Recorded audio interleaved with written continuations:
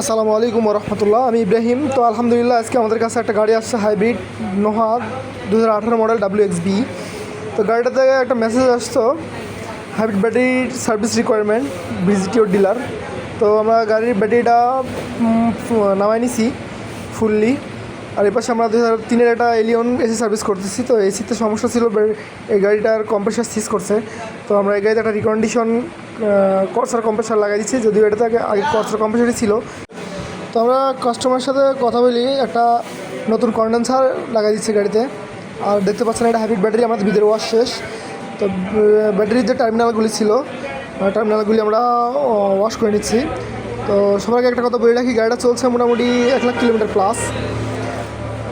তো সবগুলি ওয়াশ হলে আমরা সুন্দরভাবে এটা ফিটিং করবো ইনশাল্লাহ। আমাদের কাজ চলতেছে। আর আমরা 2003-এর যে এলিয়নের কম্প্রেসার খুলছি, দেখেন কম্প্রেসারের কী অবস্থা। কম্প্রেসারটা পুরাই সিজ করছে, লং টাইম সময় নিয়েছে সিজ করার জন্য, ওনারা বুঝতে পারে নাই। তো আপনারা যারা হাইব্রিড এবং নন হাইব্রিড গাড়ির এসি এবং ইলেকট্রিকের কাজ করতে চাচ্ছেন, তারা আমাদের স্ক্রিনে দেওয়া নাম্বারে যোগাযোগ করতে পারেন। ইনশাল্লাহ আপনাদের সুন্দর এবং বেটার সার্ভিস দেওয়ার চেষ্টা করব। তো আলহামদুলিল্লাহ গাড়িটা আমরা রোড টেস্ট করছি, সব কিছু ঠিক আছে। ওনার কিছু সমস্যা ছিল, মাইলেজ কম ছিল, এই জন্য মূলত ওয়াশ করা হয়েছে। আর যদিও ওটার কোড আসতেছিল। তো আলহামদুলিল্লাহ গাড়িটা আমরা ডেলিভারি দিলাম সফলভাবে। সবাই দোয়া করবেন। আসসালামু আলাইকুম রহমতুল্লাহ।